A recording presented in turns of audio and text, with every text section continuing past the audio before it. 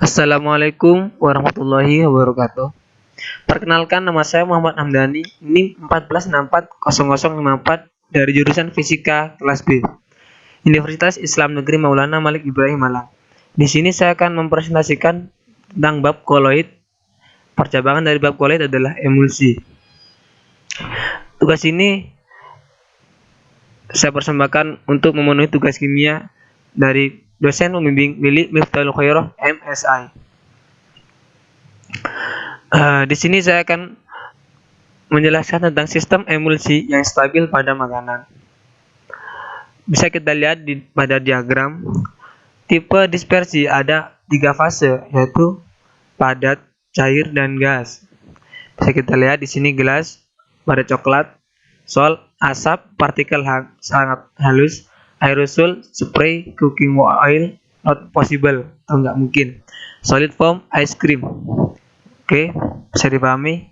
Next, emulsi pada makanan. Di sini saya mengambil beberapa sampel dari makanan. Di sini saya menemukan kandungan air dan minyak, dan berapakah proporsi air dan minyak pada produk-produk ini. Margarin kandungan airnya 16% dan minyaknya 80%. Butter kandungan air 16% dan minyak 81%, hampir sama dengan margarin. Mayones 39,9% air dan 33,4% minyak, dan seterusnya. Tantangannya, tantangannya ialah bagaimana dua fase cairan yang tidak saling menyukai bisa bercampur selama penyimpanan agar kenampakan, tekstur, mouthfeel, rasa, dan aroma bisa terjaga. Pembentukan emulsi bisa kita lihat di diagram oil in water emulsion, water in oil emulsion. Oil in water emulsion simbolnya adalah OE. Karakteristiknya, penghantar listrik dapat terencerkan dengan air, contohnya susu. Kalau water in oil emulsion biasanya disimbolkan oleh WO, water in oil. Karakteristiknya ialah terasa grease, dapat terencerkan dengan minyak atau pelarut solvent, contohnya margarin. Oke, next. Klasifikasi emulsi berdasarkan persen dari fase internal adalah IPR sama dengan VI per VI plus VE. VI adalah volume fase internal dan VE adalah volume fase eksternal. Bisa kita lihat di sini adalah low IPR kurang dari 0,3, medium IPR kurang dari 0,7, dan high IPR 0,7. Contohnya mayones dan salad dressing.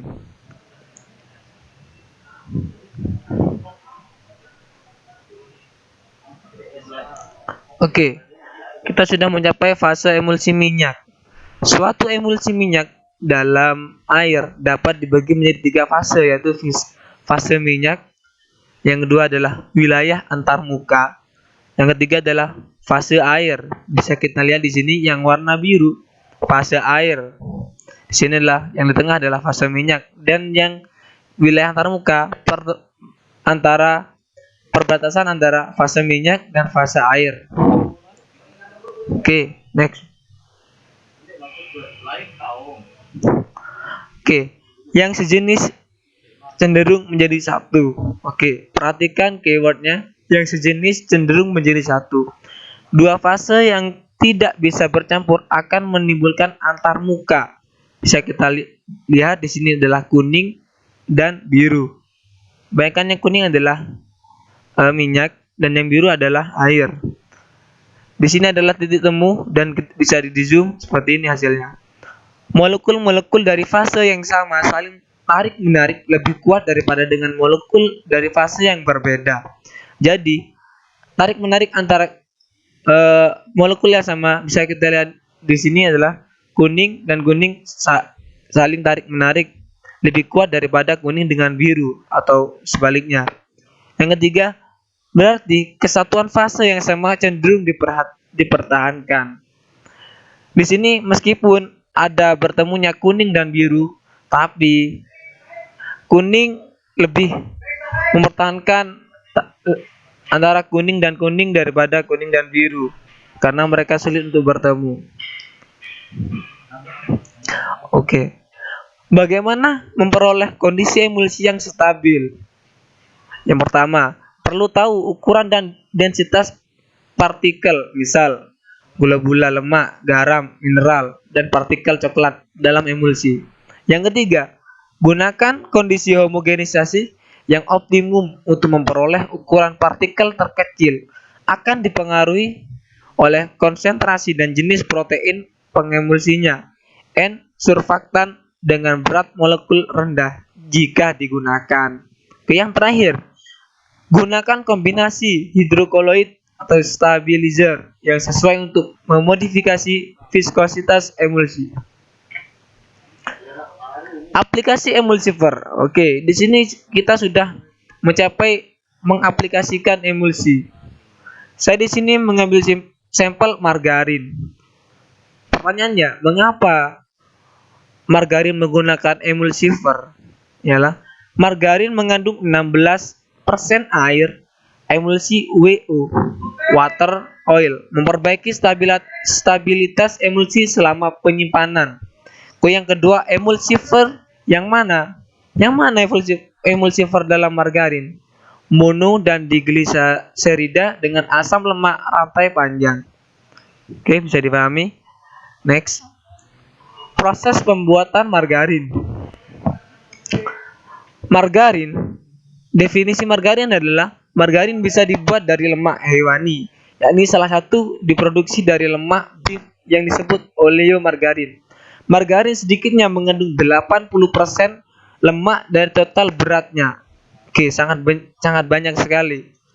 Sisanya kurang lebih 17-18% terdiri dari turunan susu, skin, air atau protein kedelai cair, dan sisanya 1-3% merupakan garam yang ditambahkan sebagai flavor. Oke. Di sini kita sudah mencapai proses pembuatan margarin. Yang pertama adalah netralisasi. Netralisasi adalah suatu proses untuk memisahkan asam lemak bebas dari minyak atau lemak dengan cara mereaksikan asam lemak bebas dengan basa atau reaksi lainnya sehingga membentuk sabun soapstone. Netralisasi dengan kaustik soda NaOH banyak dilakukan dalam skala industri karena lebih efisien dan lebih murah dibandingkan dengan cara netralisasi lainnya. Tahap kedua adalah tahap bleaching atau pemucatan. Dalam tahap ini, proses pemurnian untuk penghilangan zat-zat warna yang tidak disukai dalam minyak pemucatan dilakukan dengan mencampur minyak dengan sejumlah kecil adsorben seperti bleaching earth, tanah pemucat, dan karbon aktif. Zat warna dalam minyak akan diserap oleh permukaan adsorben dan juga menyerap suspensi koloid, gum dan resin, serta harus degradasi minyak, misalnya peroksida. Oke, kita sudah mencapai tahap ketiga, tahap hidrogenasi. Hidrogenasi adalah proses pengolahan minyak atau lemak jalan menambahkan hidrogen pada ikatan rangkap dari asam lemak sehingga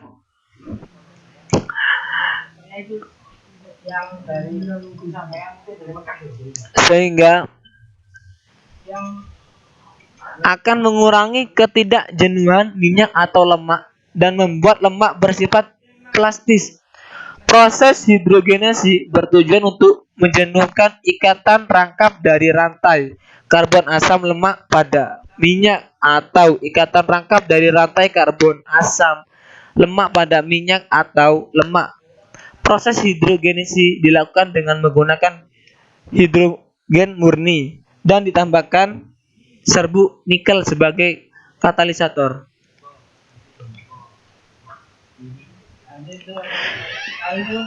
Kita sudah mencapai emulsifikasi. Emulsifikasi dibagi menjadi dua. proses pencampuran emulsifer fase minyak, dan proses pencampuran emulsifer fase cair.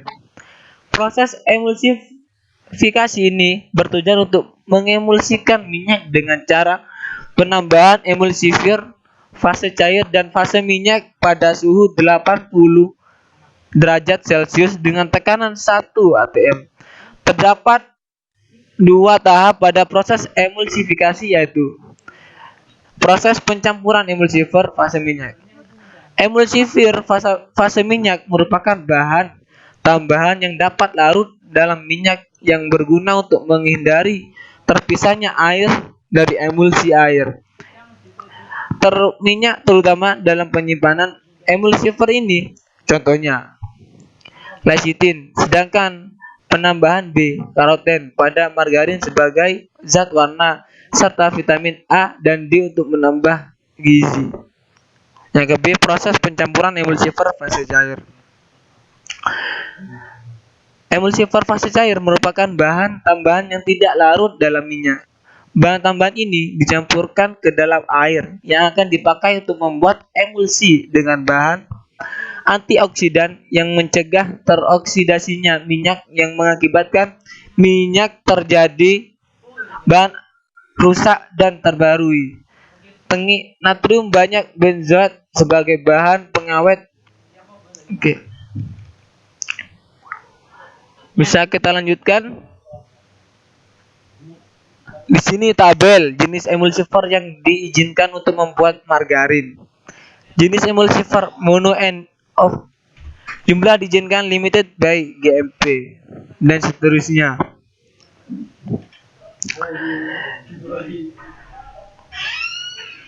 Oke, terima kasih. Cukup dari saya. Mohon maaf apabila ada salah kata. Pesan dari saya, tetaplah berproses dan teruslah mencoba. Akhirul kalam. Assalamualaikum warahmatullahi wabarakatuh.